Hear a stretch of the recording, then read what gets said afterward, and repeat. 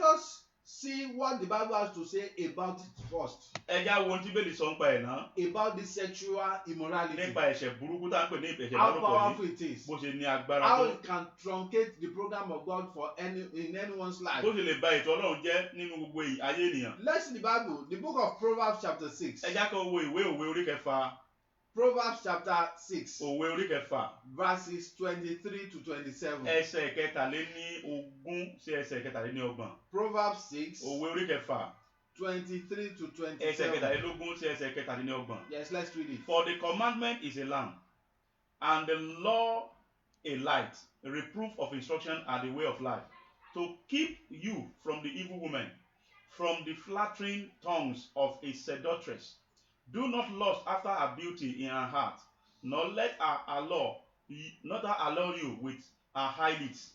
For by means of a harlot, a man is reduced to a crust of bread, and an adulteress will prey upon his precious life.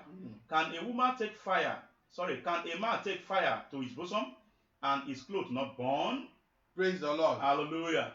Listen to what the Bible says about the power of sexual immorality. Ẹ yá wo ohun tí Bíbélì sọ nípa agbára ìbálòpọ̀ yìí. The Bible tells us that one of the things the devil uses in order to captivate men is the beauty of women. Ìkan lára àwọn tí èṣù máa ń lò láti ba ayé àwọn èèyàn jẹ́ láti mú àwọn èèyàn ni pé ẹwà tóbìnrin ní. It is not only the men that this power works against, even women. Women too look at the handsomeness of men. Kìí ṣe obìnrin nìkan ló máa ń wo, kìí ṣe ọkùnrin nìkan lélẹ́yìn máa ń mú, ṣùgbọ́n ó máa ń ran àwọn obìnrin náà lórí pé obìnrin míì náà máa ń wo àwọn ọkùnrin tó rẹwà. In verse 25, the Bible says, do not lust after her beauty in your heart. Bíbélì wí pé má ṣe jẹ́ kí má ṣe wo ẹwà rẹ̀ nínú ọkàn rẹ. Do not lust after her beauty in your heart. Má ṣe ìfẹ́kúfẹ̀ẹ́ sí ẹwà rẹ̀ nínú ọkàn rẹ. If you don't want the devil destroy you with sexual immorality, tó o bá ti fẹ́ kí Sátánì ba ayé rẹ jẹ́ nípa ìbálòpọ̀, don't lust after opposite sex. Má ṣe ìfẹ́kúfẹ̀ẹ́ sí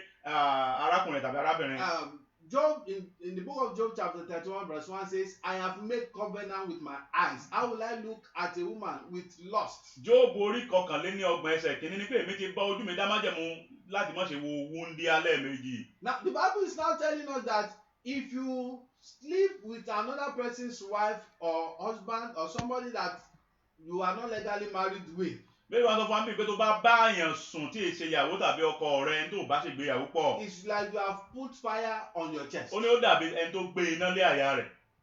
Can anyone put fire on his or her chest? Ìyẹn sẹ́yìn lè gbé iná lé àyà rẹ̀. That tells you the pain you will go through in life. Ìyẹn sọ nípa ohun tí ó là kọjá tó sì máa dùn ọ́ láyé. Many people's glory and destiny have been truncated today. Ọ̀pọ̀lọpọ̀ àyànmọ́ ọ̀pọ̀lọpọ̀ ògo lẹ̀ṣẹ̀ ti gbà ló ti bàjẹ́. Not because God does not have good plan for them. Kì í ṣe nítorí pé Ọlọ́run ò létò gidi fún wọn. But because they have gone into what they shouldn't have gone into. Nítorí pé wọ́n ti dáwọ́lé ní tí ò yẹ kán dáwọ́lé. Praise the Lord. Hallelujah. Let us also consider Proverbs chapter 7. Ẹ já ká wo ìwé òwe orí keje.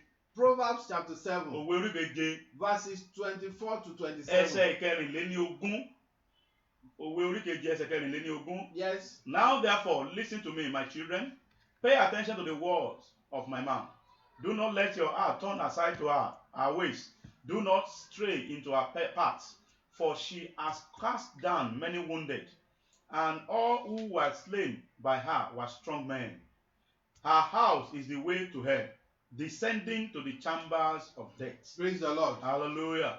The whole chapter of Proverbs 7 from verse 6 tells us of the behavior of adulteress. Ìwé òwe orí keje láti ẹsẹ̀ kẹfà títí dé ìparí rẹ̀ sọ nípa ọ̀nà àwọn obìnrin oníwàkuwà. It tells us about an adulteress woman. Fún ó fún nípa obìnrin alágbèrè. And how she uses flattery words and beauty to deceive innocent people. Bó ṣe máa ń lo ẹwà rẹ̀ láti tàn ọ̀pọ̀lọpọ̀ jẹ. There are many ladies in our generation today that the devil has sent into the world in order to destroy children with great destiny. Ọ̀pọ̀lọpọ̀ obìnrin ní Sátánì fi rán sáyé láti wá ba àyẹ̀mọ́ ọ̀pọ̀lọpọ̀ àwọn ọ̀dọ́mọkùnrin jẹ́. Unfortunately, many are falling prey of them. Ó ṣe láàánú pé ọ̀pọ̀lọpọ̀ ti kó sọ́wọ́ wọn. There are many men too that are agents of Satan. Ọ̀pọ̀lọpọ̀ ọkùnrin náà ló jẹ́ irinṣẹ́ Sátánì lájẹ́. That are destroying glorious ladies. Tán bá ọ̀pọ̀lọpọ̀ àyànmọ́ àwọn ọmọbìnrin jẹ́. I read a testimony of a man years back. Mo kà nípa iṣẹ́ ìránṣẹ́ nípa ẹ̀rí ọkùnrin kan lọ́pọ̀ ọdún díẹ̀ sẹ́yìn. He was a student of an higher institution in Nigeria. Ó jẹ́ ẹni tó wà nílé ẹ̀kọ́ gíga. He was an agent of darkness. Ọmọ èṣù ni, ìránṣẹ́ èṣù ni. Later he gave his life to Christ. Nígbà tó yọ fayé fún It Jésù. was after he had given his life to Christ that he was sharing his Nígbà tó fayé fún testimony. Jésù ló wá ń tẹ̀ ń so ẹ̀rọ ẹ̀rí rẹ̀. During the deliverance prayer that was being offered for him when he gave his life to Nígbà tó Christ, ń gbàdúrà ìtúsílẹ̀ fún lẹ́yìn ìgbà tó fayé fún Jésù tán. a snake ran out of his private part physically, Ejò ààyè ó jáde kúrò lójú ara rẹ̀. and the children of God killed the Àwọn ọmọ snake. Ọlọ́run wá pa ejò yẹn. They now asked him about the Wọ́n snake. wá béèrè pẹ̀lú nípa ejò He yẹn. said that was the power that the devil has given to him to sleep with women. Ó ní agbára tí Ọlọ́run èṣù ti fóònù yẹn láti máa bá àwọn obìnrin sùn. He said there was no woman he slept with that would not demand for more. Ó ní kò sí obìnrin tó ń bá sùn tí ò tún padà wá bá wọn. And listen to this. Wọ́n á gbọ́ He eléyìí. said every woman he had slept with, Ó ní gbogbo obìnrin tó ń ti bá sùn that he láyé. had transferred snakes into Ó lóun ti them. fi ejò yẹn sínú ayé wọn.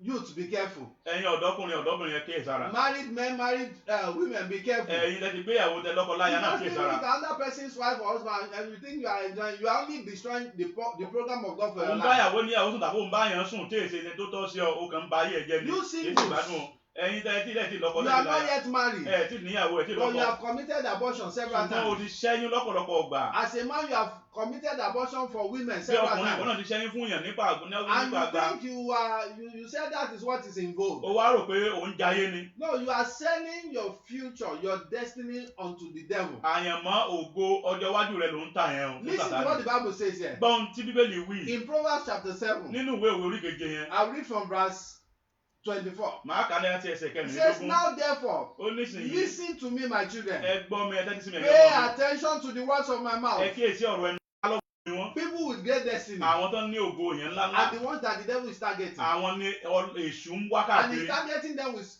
sexual Ó immorality. lè fi ìbálòpọ̀ wá wọn Oh, kiri. sexual intercourse is pleasurable. Ìbálòpọ̀ jẹ́ ní tó dùn. But if you do it with somebody that is Ṣùgbọ́n- not your legally married wife or husband, Ṣùgbọ́n tó bá bá ẹni tí ò tọ́ sí ṣe é, you are swallowing poison.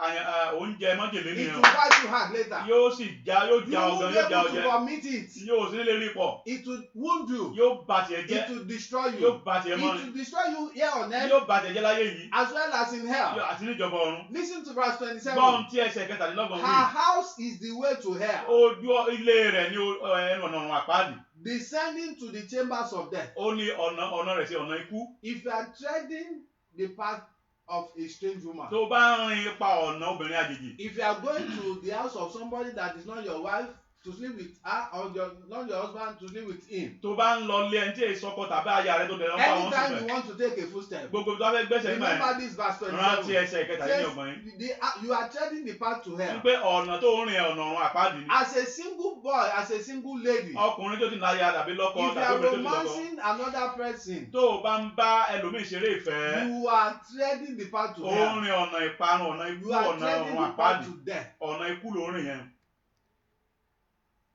There was a great man in the Bible Ọkùnrin kan wà, ọkùnrin ńlá kan wà ní Bíbélì. who treaded this path Tó ń rin ọ̀nà yìí, and regretted. ó dẹ̀ kábàámọ̀. But before then, let us pray. Ká tó lọ bẹ̀ ẹja gbàdúrà.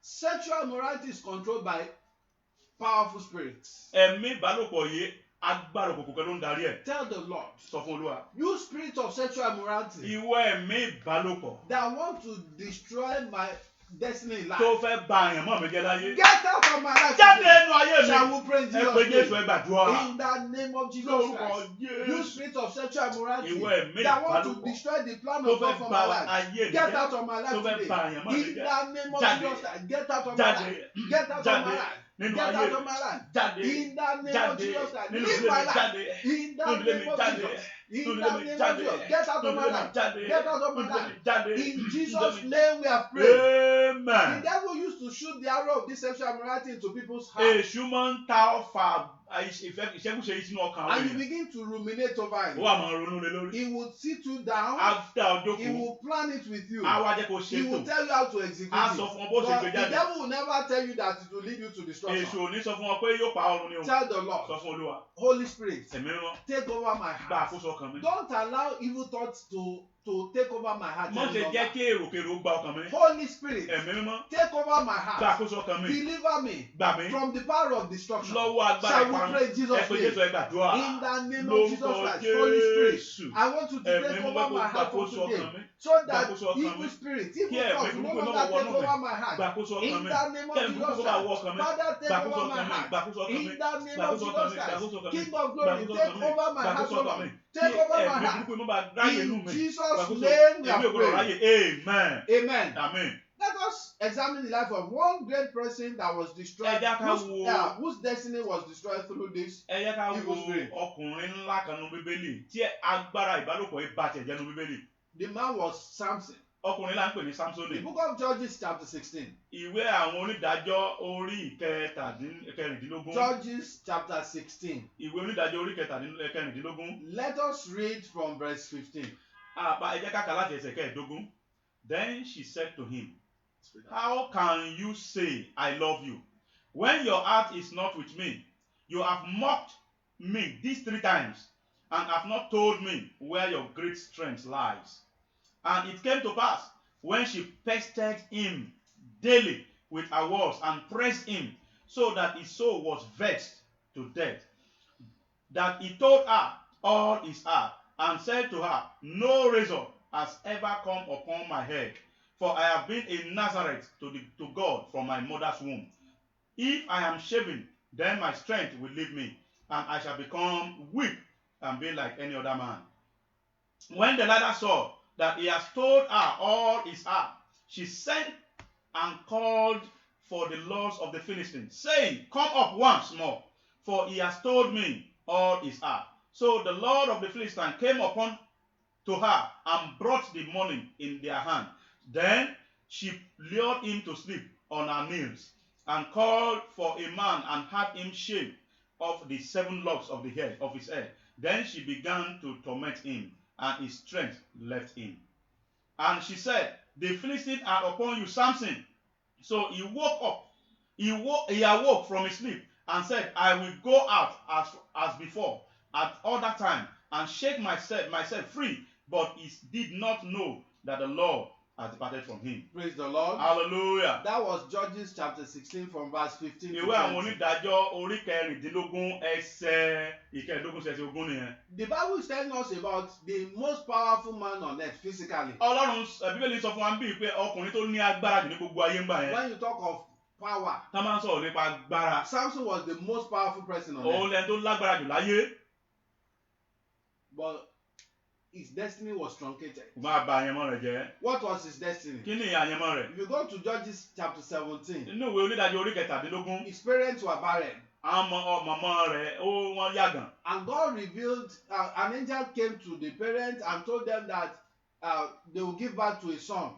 Áńgẹ́lì dẹ̀ wá ó dẹ̀ sọ fún wọn pé wọ́n bí ọmọkùnrin kan. And his destiny was to begin to deliver the Israelites from the Philistines. Àyànmọ́ rẹ̀ ni pé kó máa bẹ̀rẹ̀ sí ń gba àwọn ọmọ Ísírẹ́lì kúrò lọ́wọ́ àwọn Philistines. The Philistines were the arch enemy of the Israelites, even till date. Àwọn Philistines ní olórí ọ̀tá àwọn ọmọ Ísírẹ́lì títí dòní gan pàápàá. And Samson was born with that power. A sì bí Sámsónì pẹ̀lú agbára yẹn. But he was given a law by God even before he was born. Ṣùgbọ́n a fún ní òfin bí ó ṣe lu ayé rẹ̀ kán tó bí gan láyé náà ti fún. He was not to get married to strange women. Kò gbọ́dọ̀ fẹ́ obìnrin àjèjì. He was not to touch dead things. Kò gbọ́dọ̀ fọwọ́ kan òkú He nǹkan was kan. not to shave his hair. Ó à gbọ́dọ̀ gẹrun fún. All this Samson did. Gbogbo nǹkan tó ní kó mọ̀ ṣe pátá ló He ṣe. relied on his power. Ó gbẹ́kẹ̀lé agbára tó níyẹn.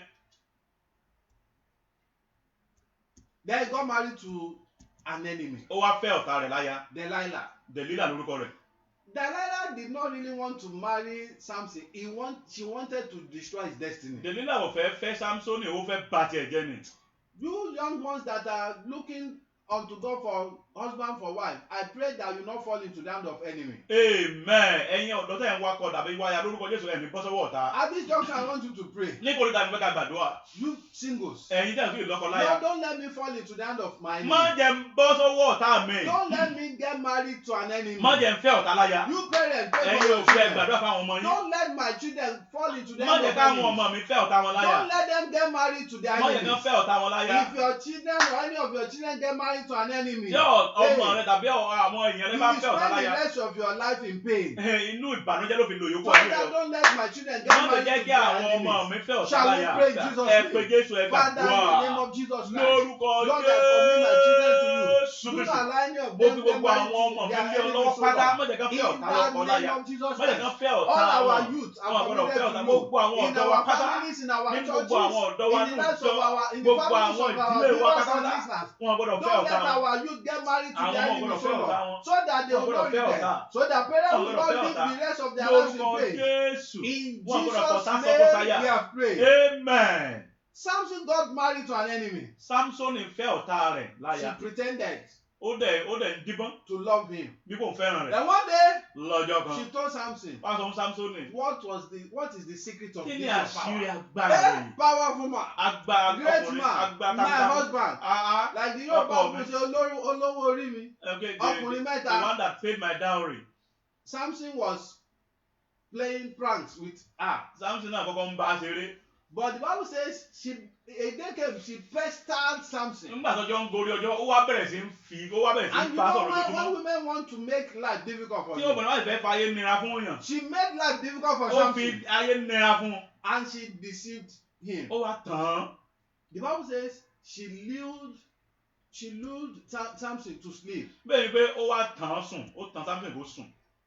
When Samson had told her the secret of his power, Lẹ́yìn ìgbà tí Samson sọ àṣírí agbára Samson told her, my hair had never been shaven. ó wá sọ gbogbo ọkàn rẹ̀ sọ pé wọn àti orun yìí wọn gẹ́rí. If it is shaven, that will be the end Tí of n my bá power. ti gẹrin ó parí. The Bible says she lured him to sleep. Bẹ́ẹ̀ ni pé nígbà tó tàn ó rẹ̀ tẹ́ tán.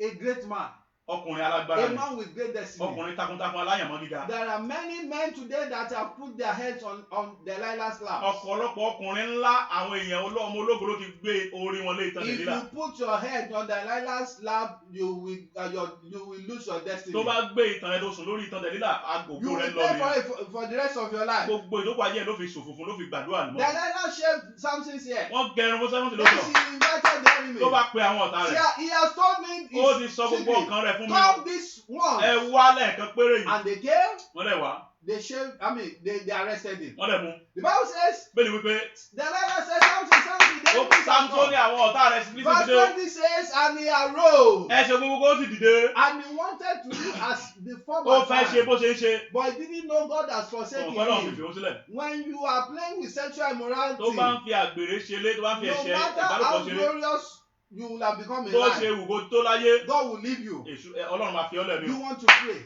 Ẹ kò gbàdúrà. Father, from today, Olúwa látòdì. what I will do Ohun tí màá that ṣe. will make you forsake me, Tó fi fi mí sílẹ̀. don't allow me Wọ́n to. ṣe ṣe. Shall we pray in Ẹ Jesus' pé name? Jésù ẹ gbàdúrà. In the name of Jesus Lórúkọ Christ, Jésù. King of glory, Ọba ògbó what I àlàáfíà. will do in Ohun life tí màá ṣe tó fi that pa will mí make you sí. Wọ́n ṣe forsake ṣe. me, that will Wọ́n make ṣe you ṣe. leave me. Father, don't Òun allow máa me to do dáwọ́lé. it, Lord. Tí In the màá name of dẹni Jesus Christ. ìkọ̀sílẹ̀ Father, o. don't allow me to do it, oh Lord. Ó máa In the dáwọ́lé. name of Jesus Tí Christ. màá dẹni What I ẹ̀yìn will do lẹ́dọ̀ọ́rẹ́ that o. make you leave me. Ó máa Father, dáre may o never do it, oh Jésù. Lord. In Màmá the name of dẹ́mi Jesus. dáwọ́lé. In Jesus' name we are praying. Amen. So he struggled. He awoke. Ó dìde ó jí lójú oorun He rẹ̀. wanted to fight as before. Ó fẹ́ jà bí ti ṣáájú. Listen to verse 21. Gbọ́n tí ẹsẹ̀ Verse kọkànlélógún. 21 says, then the Philistine took him Onígbà yẹn làwọn Fílísítì mú un. and put out his eyes Wọ́n yọ ojú rẹ̀. and brought him out down to Wọ́n Gaza. sì gbé lọ sí Gaza. They bound him with bronze fetters, Wọ́n dé pẹ̀lú ẹ̀wọ̀n irin. and he became a grinder in the Ó prison. wá di ẹni tí ń lọ nínú bí wọ́n fi pamọ́ sí. Nínú túbú. Nínú túbú.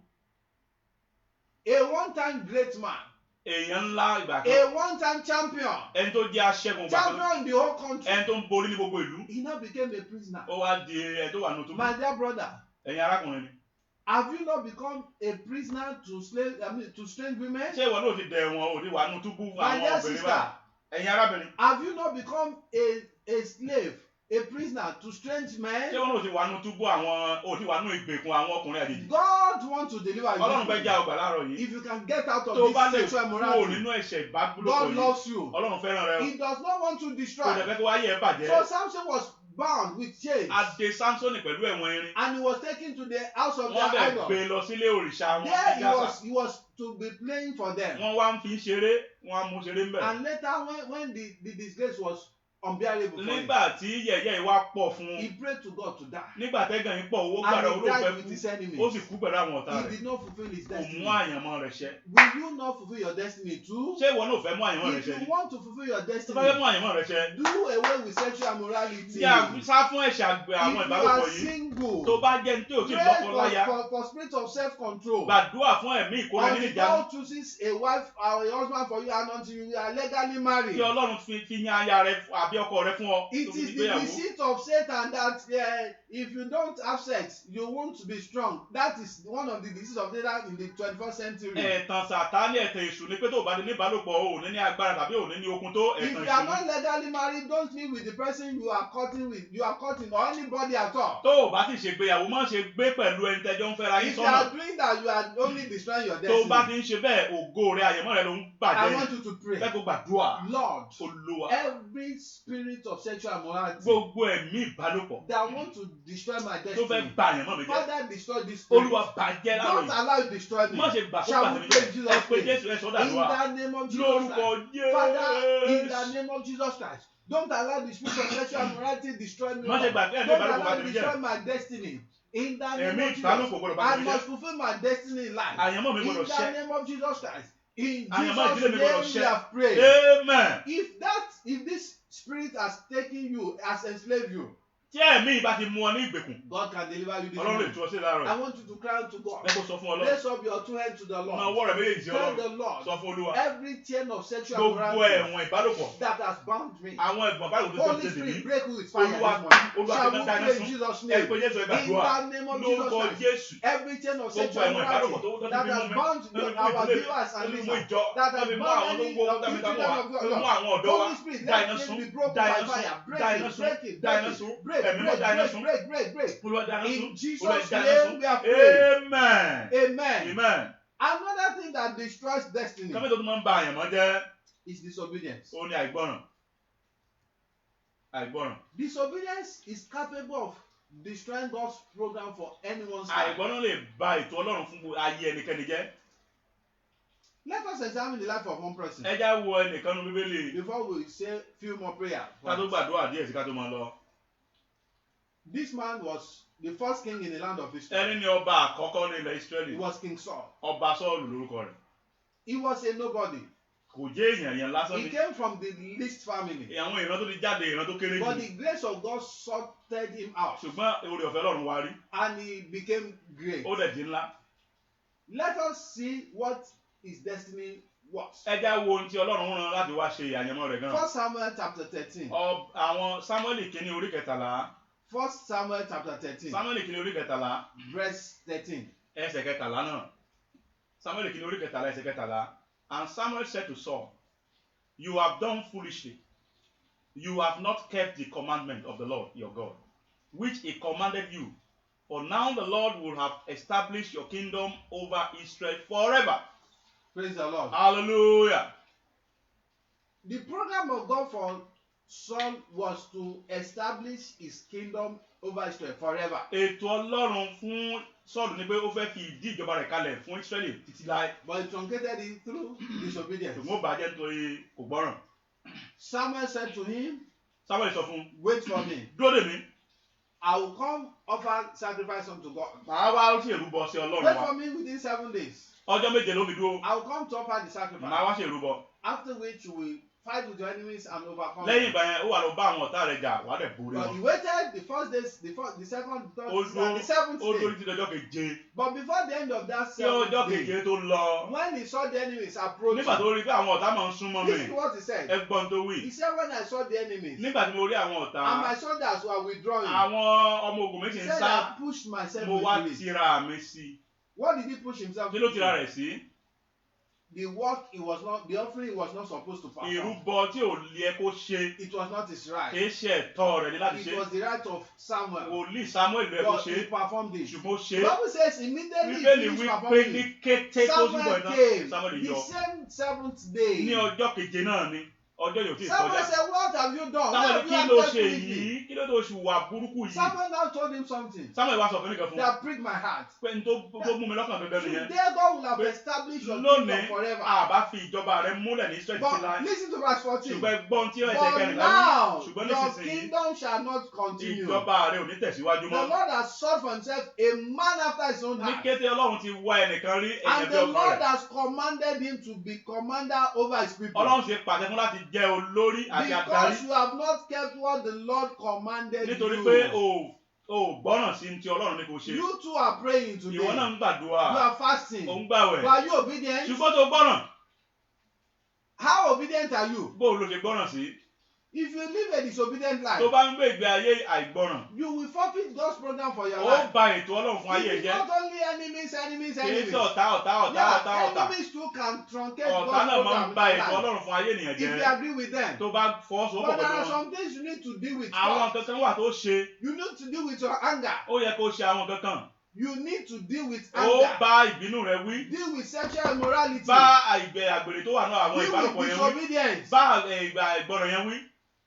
Praise the Lord. Hallelujah. In the book of 1 Samuel chapter 15, Nínú ìwé Sámúẹ́lì kìíní orí kẹẹ̀ẹ́dógún. God gave Saul another opportunity. Ọlọ́run tún fún Sọ́ọ̀lù ní oore ọ̀fẹ́ He mìíràn. sent him go destroy the Amalekites. Ọlọ́run sọ fún pé lọ pa ìlú Amẹ́lékì run. Destroy everybody, Pa gbogbo wọn run. including their children Àtọba àtọmọ and their àti animals. gbogbo ẹranko wọn.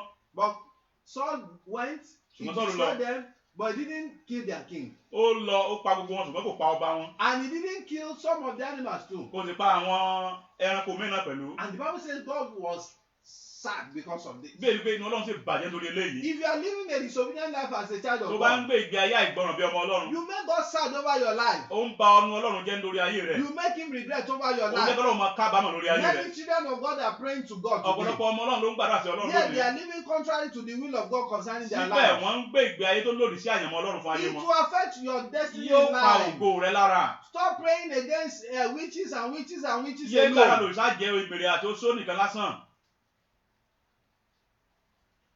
God now sent Samuel to Ọlọ́run wá Saul rán again. Samuel lọ sí Sọ́ọ̀lù lẹ́yìn Go bá to Samuel, to Saul. lọ bá Sọ́ọ̀lù. Tell him that I've rejected him. Sọ fún pé mo ti kọ̀ ọ́ lọ́ba. When Samuel got to him, Nígbà tí Samuel lọ́dọ̀ rẹ̀. Samuel said, how far? Samuel ní pé báwo ni. Oh, he said, I obeyed the Lord. Àwọn ni mo We gbọ́ràn. went and we conquered. A lọ aborí Our aṣẹ́gun. God gave us victory Ọlọ́run fún easily wa ní ìṣẹ́gun. without any Láì effort. sí wàhálà rárá. As they were Bí wọ́n discussing, ṣe ń sọ̀rọ̀ lọ. the cows and the goats Àwọn began to màálù bleat. ewúrẹ́ nǹkan kan bẹ̀rẹ̀ sí ń dún ní And àgbàlá. Samuel said, what am I hearing? What Samuel sound ní am I hearing? ohun àwọn ẹran wo mo ń gbọ́ yẹn. Saul said, those ones, we brought them to offer them as sacrifice to your God. Samuel ní Sọ́ọ̀lù ní mo kó àwọn nǹkan wọ̀nyí láti wá fi ṣèrúbọ sí Ọlọ́run rẹ The ní God that Samuel. was angry. Ọlọ́run ti ń I bínú. mean, the God that was hungry. Ọlọ́run ti ń tẹ́bi ń pa àbí. The God that wanted to eat Ọlọ́run tó cows. fẹ́ jẹ màálù.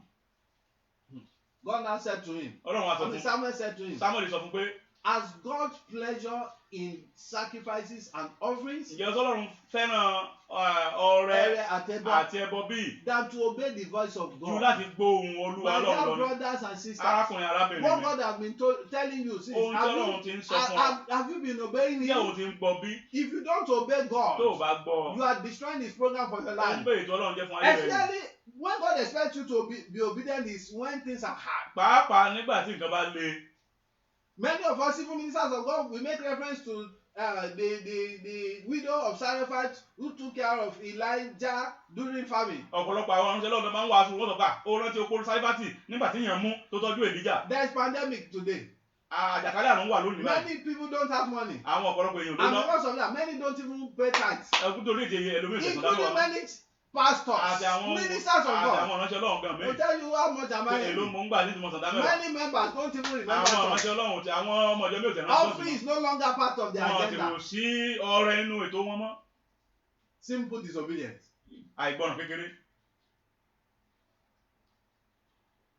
And Samuel said to Saul, Samuel sọ fún Sọ́ọ̀lù pé God has turned your kingdom. Ọlọ́run ti fa ìjọba rẹ̀ And yà. that was the end of his destiny. Òpin àyànmọ́ rẹ̀ dẹni. No, he did not die physically. Kò kú nípa tara lóòótọ́ But lójú that was ẹsẹ̀. the end of his destiny. Ṣùgbọ́n òpin àyànmọ́ rẹ̀ ló dé I ìlú want ọ̀la. you to pray. Fẹ́ kó gbàdúrà We yìí. will continue next week. Àwọn ọmọ tẹ̀síwájú lọ́sẹ̀ tó kọjá Over lọ́wọ́ these Ọlọ́run. 3 prayer points. Fẹ́ kó gbàdúrà mẹ́ta yìí. Tell the Lord, Olúwa Holy Spirit, ẹ̀mí mímọ́. I surrender my heart Mo to fi you. gbogbo ọkàn mi fún ọ lónìí. destroy the spirit of disobedience. Bá ẹ̀mí ìgbọràn wí nínú ayé mi. The spirit of disobedience. Ẹ̀mí tó máa ń ṣàìgbọràn. That want to destroy my Tó destiny. fẹ́ ba àyàn mọ́ mi jẹ́. Lord, destroy it in my Ẹ̀mí mọ́ life bàjẹ́ today. Shall we lónìí. pray Ẹ in pé Jesus' Jésù name? ẹgbàdúrà. In the name of Jesus Christ. Lórúkọ Father, I want Jésù you to Kristi. destroy the spirit of disobedience. Ìwọ That want ẹ̀mí to ruin my àìgbọràn. destiny in life. Tó fẹ́ bà tèmi jẹ́. Father, Olúwa flush it out of my life. ti jáde. Father, destroy it in my life. In the Dáhùn lives of our hearers. gbogbo In àwọn the tó ń lives gbọ́ of wa, our gbogbo àwọn listeners, tó O ń wò wá, Lord. Let the gbogbo àwọn spirit ọmọ of ìjọ wa, disobedience gbogbo àwọn be ìdílé wa, destroyed. ìwọ Let ẹ̀mí it be dealt àìgbọràn with. ti jáde In nínú wọn, ti Jesus' jáde. name we are praying. Amen. The second prayer point. Àdúrà kejì. Tell the Lord, Sọ fún Olúwa. Lord, by your grace, Ẹ má pẹ̀lú orí ọ̀fẹ́ rẹ̀. let your program for my life come to Jẹ́ pass. kí ètò rẹ fún ayé mi wá sí ìmúṣẹ. To the full, O Lord. Wá sí ìmúṣẹ pátápátá. All the plans you have for me, Gbogbo ètò rẹ tó ní fún ayé either mi. the devil likes or not, Bẹ́ẹ̀ ti fẹ́ bó kọ̀. let it come to Ẹ pass. kó wá sí to ìmúṣẹ Shall we pátápátá. pray Ẹ in pé Jesus' Jésù ẹ name? gbàdúrà. In the name of Lórúkọ Jesus Christ, Jésù Kristi. Lord, the Ẹ̀mí program má you have gbogbo for my ètò rẹ life, fún ayé mi. either the Wá devil sí likes ìmúṣẹ. or not, Bẹ́ẹ̀ ti let fẹ́ it bó come kọ̀. to pass. Olúwa To mú the wá sí full, O ìmúṣẹ, mú Lord. wá sí ìmúṣẹ. In the Mú name ètò of rere tó ní Jesus fún ayé mi Christ, wá sí I want ìmúṣẹ. to fulfill Mú my ètò destiny rere in wá life, sí O Lord. ìmúṣẹ.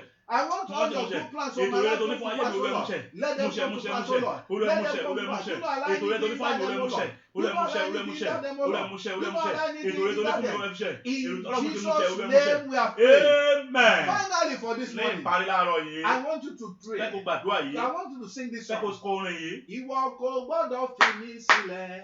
Ìwọ kò gbọ́dọ̀ fi mí sílẹ̀. Ìwọ tó ní agbára lọ́dọ̀. Ìwọ kò gbọ́dọ̀ fi mí sílẹ̀. Ìwọ kò gbọ́dọ̀ fi mí sílẹ̀. Ìwọ kò gbọ́dọ̀ fi mí sílẹ̀. Ìwọ tó ní agbára lọ́dọ̀. Ìwọ kò gbọ́dọ̀ fi mí sílẹ̀. Amen.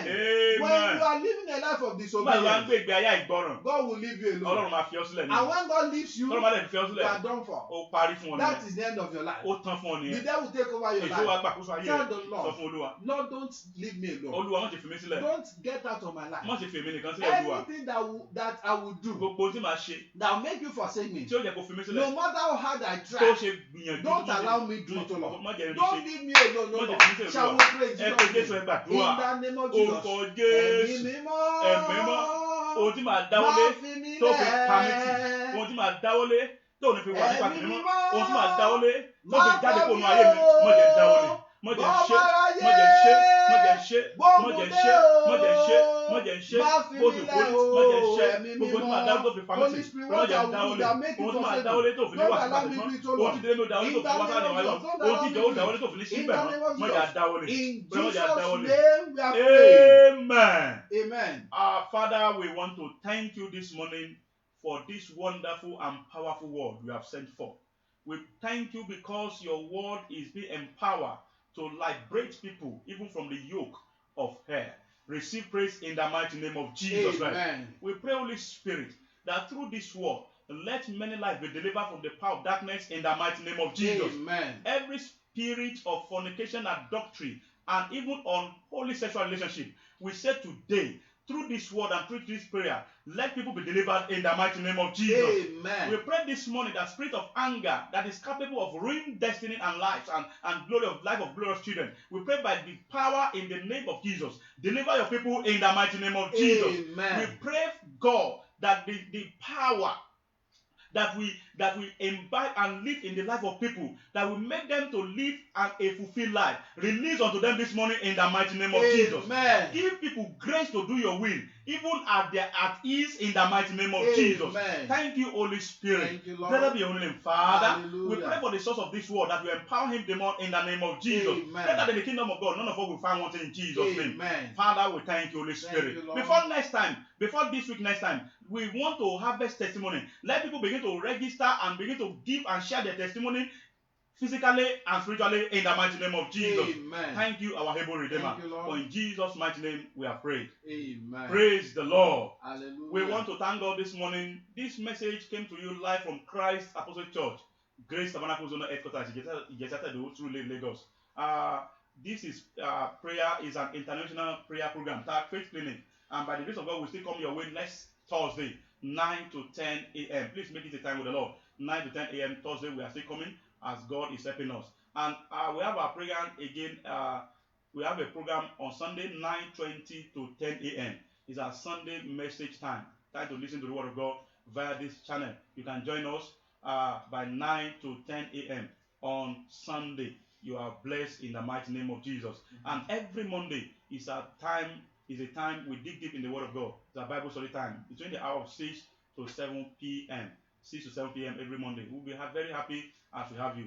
Till we meet next week. God bless you. Our Father, once again, we thank you for the lives of our viewers and listeners and our leaders in Nigeria. Be thou exalted in Jesus' name. Amen. We commit you all to God. As you go out today, the presence of God shall go with you. Amen. Wherever you go, the Lord will not forsake you. Amen. What will make God forsake you, you will not do. Amen. All our leaders in Nigeria, the President Buhari and his cabinet, all our senators, all our governors are committed to you. Lord, touch their hearts in Jesus' name. Amen. Direct their heart to do your biddings in Jesus' name. Amen. We declare peace upon this country. Amen. We declare peace upon every state. Amen. We declare peace upon the whole world. Amen. Lord, put an end to bloodshed in Amen. Nigeria. Have mercy on us. Amen. Put an end to this pandemic. Amen. Put an end. Let it be well with the church. Amen. Lord, use your church to deliver this generation from the power of darkness in Jesus' name. Amen. Be with all our church leaders. Amen. Give them long life. Amen. Lead them by your Holy Spirit. Amen. All your children that you've been using, Father, let it be well with them. Amen. At the end, let us make heaven. Amen. For pray in Jesus' name. Amen. God bless you. Amen. Bye-bye.